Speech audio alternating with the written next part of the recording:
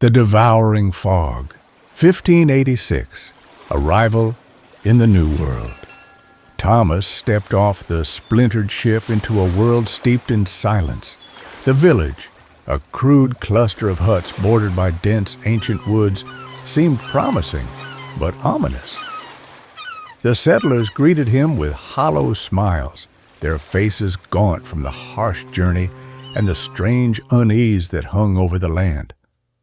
Thomas assured them that the ship would return with supplies, but that day never came. "Beware the fog," one whispered to him, her voice trembling. Thomas dismissed it as superstition, but even as he worked alongside them, the towering trees and constant mist felt suffocating. The settlers spoke of something in the woods, something watching. The harsh beginning. The first few months in the New World were grueling. Thomas and the settlers labored from dawn until dusk, carving out a fragile existence in the unforgiving wilderness. They built crude shelters from felled trees, fortified the settlement with a rough palisade, and planted meager crops in soil that resisted their efforts.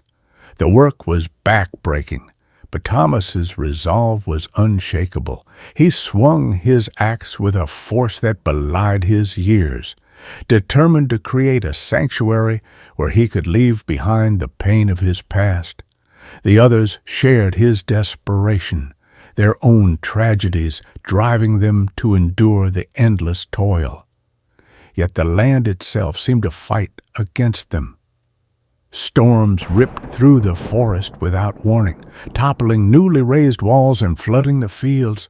The cold nights bit harder than expected, and the settlers huddled around their fires, whispering prayers to fend off the encroaching darkness.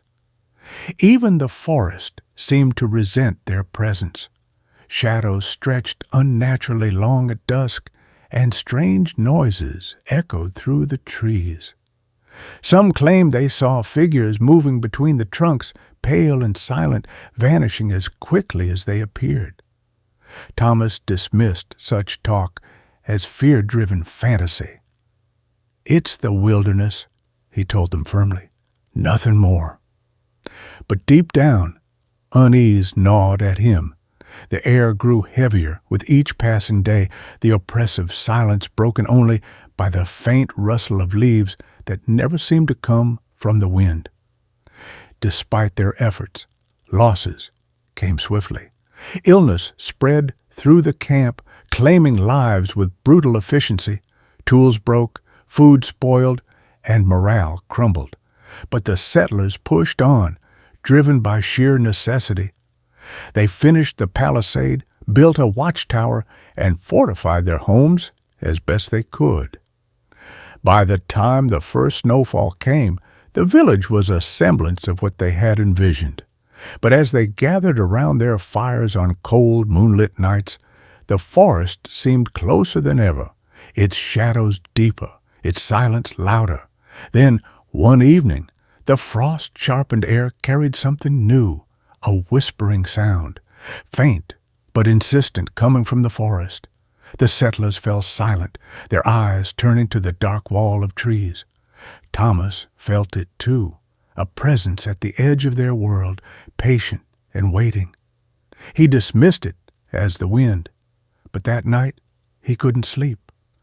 As he stared at the ceiling of his crude shelter, the whispers followed him into his dreams.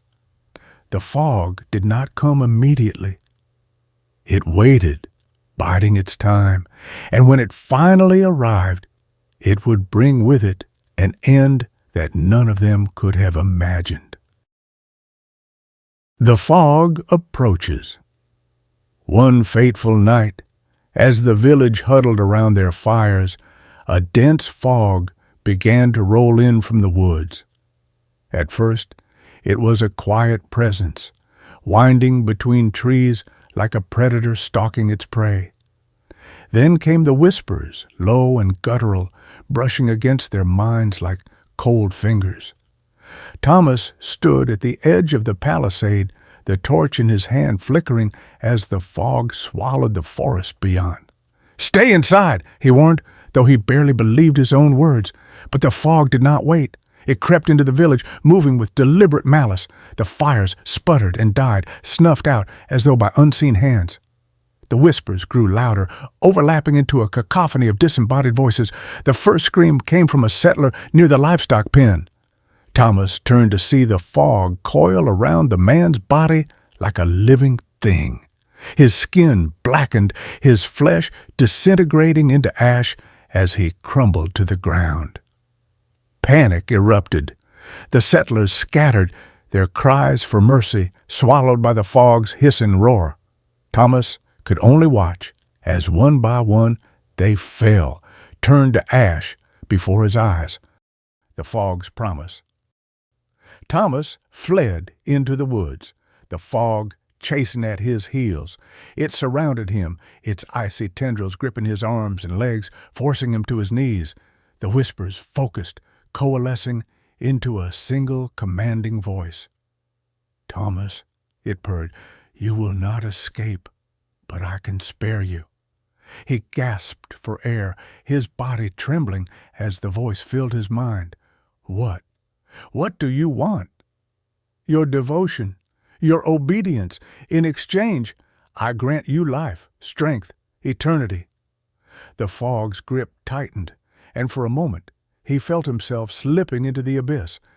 Then a rush of warmth spread through him, his pain fading, his strength returning.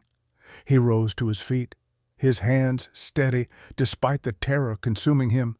The fog hissed in satisfaction. "The others were weak. You, Thomas, are worthy. Write my name upon the land, and you shall live. The village's end." Thomas returned to the village, now a desolate graveyard of ash and silence. The fog moved with him, wrapping around the ruins like a jealous lover. There was nothing left of the settlers, only faint outlines of where they had fallen, their forms burned into the earth. With trembling hands, he found a tree at the village's edge. Drawing his knife, he carved the word the fog had whispered into his mind, Croatoan. The letters bit deep into the bark, a mark of something ancient and unrelenting. The fog whispered in approval. "Good, Thomas. They will come, they will see, and you shall endure." The ship arrives. 4 years later, Thomas stood in the shadow of the woods, his youthful face untouched by time. A ship had appeared on the horizon, its sails stark against the gray sky. He watched as its crew disembarked, their voices cutting through the eerie stillness of the abandoned village. The newcomers wandered among the ruins, their faces pale with confusion. They found no bodies, no signs of life, only the word carved into the tree, a haunting declaration of the village's fate. From the safety of the forest, Thomas watched, the whispers of the fog curling in his ears. He felt no sorrow, no regret. He was the last remnant of the settlement, a man caught between life and death, bound to the fog's insatiable hunger. As the ship's crew gathered around the carved tree, the fog stirred again, rolling in from the forest's depths. Thomas turned away, retreating into the shadows. He had marked the land as the fog had commanded, and now it would feast again. Thank you for listening. The Devouring Fog continues. I look forward to telling you more.